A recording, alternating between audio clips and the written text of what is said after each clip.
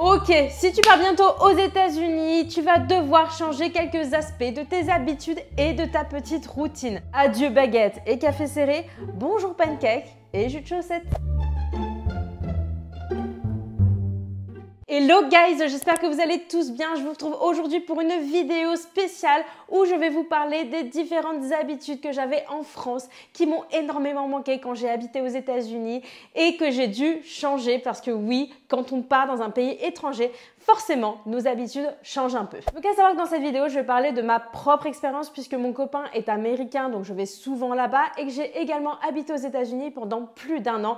Donc oui, mes habitudes, j'ai dû les changer. Alors perso, avant de commencer cette vidéo, ce n'est pas un jugement, d'accord? Je ne juge pas la France, je ne juge pas les États-Unis. Je vais simplement parler des différences au niveau des habitudes entre la France et les États-Unis et surtout nos petites habitudes en tant que Français, du moins celles que j'ai puisque c'est de mon expérience, celles que j'ai en France et que je n'ai pas aux États-Unis parce que tout simplement ce sont deux pays différents avec des cultures différentes. Bref, passons sur le vif du sujet avec la première chose qui est ne pas boire de café en terrasse. Pour les adeptes de café en France, on sait tous, d'accord, boire un café en terrasse avec des amis, que ce soit le matin, l'après-midi, après le boulot, etc.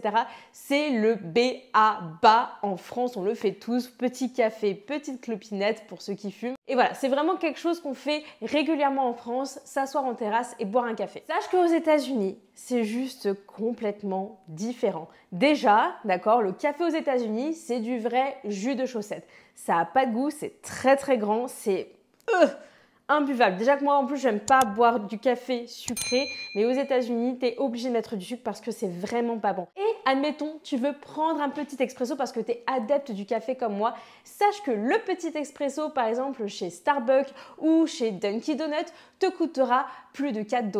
Autre chose aux États-Unis aussi, il y a un concept qui s'appelle le coffee to go. Donc souvent les Américains, au lieu de se poser en terrasse pour boire un café, ils vont rester dans leur voiture, prendre leur café en drive au Starbucks ou ailleurs et boire leur café ou leur latte, mocha, macchiato, bourré de sucre, etc.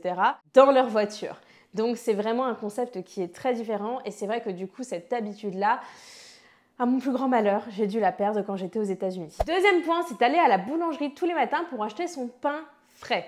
Oui, c'est un peu cliché, mais je suis une vraie Française, d'accord? J'adore aller à la boulangerie, acheter mon petit pain, acheter ma petite pâtisserie, ma petite viennoiserie. Bref, je suis une 100% pure Française. J'aime ma baguette quand elle est chaude, croustillante, moelleuse.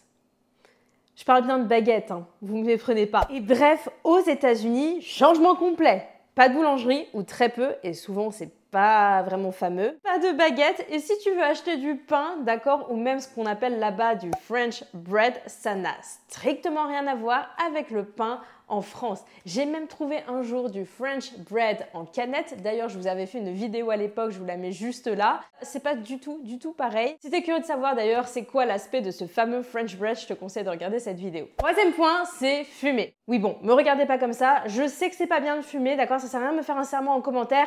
Je suis déjà au courant. Passons à autre chose. Bien sûr que tu peux fumer aux États-Unis quand tu es fumeur. Parfois, c'est juste un peu plus réglementé qu'en France en fonction des États, mais c'est simplement très mal vu de fumer aux États-Unis. Et puis en plus, en fonction des villes, ça peut être genre super cher d'acheter des cigarettes. Exemple tout bête, à New York, il y a 4 ans, oui, ça fait 4 ans que j'étais à New York, il faut vraiment que j'y retourne. Mais il y a 4 ans à New York, j'avais acheté un paquet de cigarettes à 13 $. 13 $.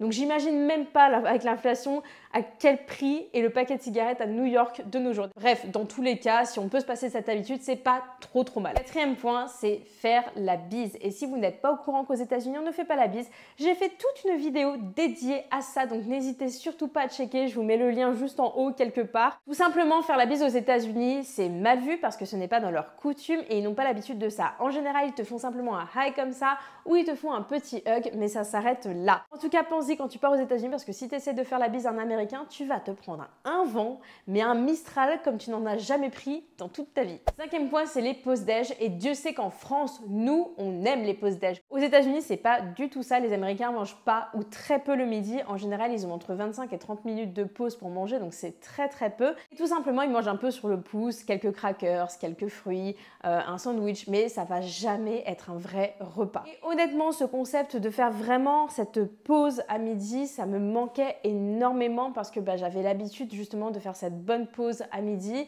Et je trouve que c'est bien en fait de couper vraiment la journée en deux, ça permet d'avoir, voilà, de se libérer un peu l'esprit et de ne pas être totalement, constamment concentré sur le boulot, le boulot, le boulot. Bref, en tout cas cet aspect-là et cette petite routine, je l'aime bien en France et ça m'a franchement manqué quand j'étais aux États-Unis. Sixième point, c'est être direct. Et oui, nous les Français, on est assez direct. Quand on a quelque chose à dire, on le dit, on n'a pas notre langue dans notre poche. Et croyez-moi, cette franchise qu'on a peut clairement nous jouer des tours. Et les Américains pensent souvent d'ailleurs qu'on est méchant et impoli dû à cette franchise, donc faites très attention à ce que vous dites. Comme disent les Américains, watch your mouth. Mais bon, entre nous, d'accord, on va quand même se le dire, les Américains sont hyper susceptibles. Tu ne peux rien dire sans qu'ils se vexent et eux, leur truc favori, c'est faire du passive-aggressive. Ça veut dire qu'en gros, ils vont te dire « je t'emmerde » avec le sourire. Donc c'est quoi le mieux en fait selon vous? Être fou avec le sourire et faire passer des messages subliminaux ou être plutôt direct et franc? Moi, perso, j'ai choisi mon camp. Septième point, c'est aller chez le médecin. En France, on a l'habitude d'aller chez le médecin pour un oui ou pour un non, voire même aux urgences parfois. Aux États-Unis, crois-moi que tu vas vite oublier cette habitude quand tu vas voir le prix de la facture. La santé aux États-Unis, ça coûte très cher, d'accord? C'est vraiment hors de prix, je déconne pas avec vous. Et donc du coup, les Américains ne vont pas voir le médecin pour de la bobologie, ne vont pas aux urgences parce qu'ils ont une écharpe dans le pied. Non, ils attendent que ce soit vraiment grave pour aller consulter. Et en général, ils essayent de se guérir par eux-mêmes avec quelques médicaments ou quelques trucs comme ça chez eux. Clairement, ils ne vont pas aller voir un docteur tous les 4 jeudis parce que ça coûte la peau des fesses. Huitième point, c'est mettre les œufs au frigo. Alors vous allez me regarder avec un œil du genre, moi aussi je mets les œufs au frigo. Oui, mais en France, tu n'achètes pas tes œufs au frigo, ce qui fait que quand il fait pas trop chaud, tu peux les conserver en dehors du frigo sans avoir aucun problème. Et si, je t'assure, tu peux vérifier sur Internet, c'est vrai. En revanche, aux États-Unis, parce que le système de vaccination contre la salmonellose est complètement différent, d'ailleurs, ils vaccinent pas aux États-Unis et c'est pour ça, il faut conserver les œufs absolument au frigo et d'ailleurs, ils achètent même leurs œufs déjà réfrigérés. Donc, c'est vrai que moi, qui n'ai pas l'habitude de mettre mes œufs au frigo, prendre l'habitude en fait de mettre et d'avoir ce réflexe en fait de mettre les œufs au frigo, c'est pas habituel pour moi. C'est voilà, comme je vous l'ai dit, je parle de mes expériences, mais c'est vrai que je me suis souvent retrouvée avec les œufs en dehors du frigo à me dire eh merde, j'ai oublié de les remettre au frigo. Neuvième point, être en retard. Sachant que j'habite à Toulouse, je suis une adepte du quart d'heure toulousain. Sache que là-bas, si tu as tendance à être un petit peu en retard, tu vas te faire un petit peu taper sur les doigts parce que les Américains sont très à cheval sur les horaires et ils ne tolèrent aucun retard. Surtout par exemple si tu travailles dans une entreprise aux États-Unis, fais très attention à toi par rapport à ça. Enfin, 10e point, avoir des petites conversations. En France, ça ne se fait pas du tout, d'accord? Quand on dit bonjour à la caissière, on dit juste bonjour et on s'en va. Et c'est rare d'avoir des vraies conversations avec une caissière ou autre. Aux États-Unis, c'est le contraire. Ils ont un concept qui s'appelle les small talk. Et peu importe où tu vas, peu importe qui te rencontre, ils vont presque à toutes les occasions te faire des small talk. Les small talk, qu'est-ce que c'est? C'est des petites conversations qui n'ont pas forcément de rapport en fait. Ils vont te voir, ils vont faire Hey, hello, how are you doing today? Ils attendent pas forcément une réponse, mais toi, parce que tu comprends pas, tu vas faire Yes, I'm fine, and you? Oh, good. You know, I've been walking in the forest this weekend with my dog and my daughter, and my other daughter is pregnant, and bla bla bla. Et ils commencent à raconter leur vie, et là, toi, tu les regardes, tu fais Ok, en fait, je t'ai répondu pour être poli. Et toi, tu commences à me faire la petite conversation, là, le petit small talk.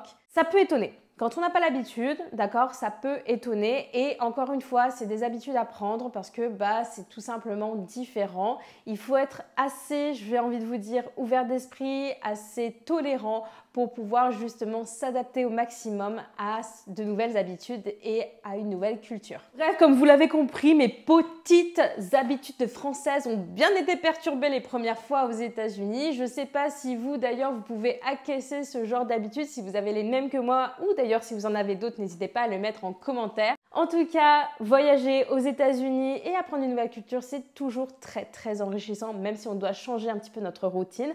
D'ailleurs, on progresse beaucoup plus rapidement et on améliore sa qualité de vie en sortant de sa zone de confort. Voilà, c'était tout pour moi. En tout cas, j'espère que cette vidéo vous a plu. N'hésitez pas à la liker et à vous abonner avant de la quitter. Puis moi, je vous dis à la prochaine pour une nouvelle vidéo.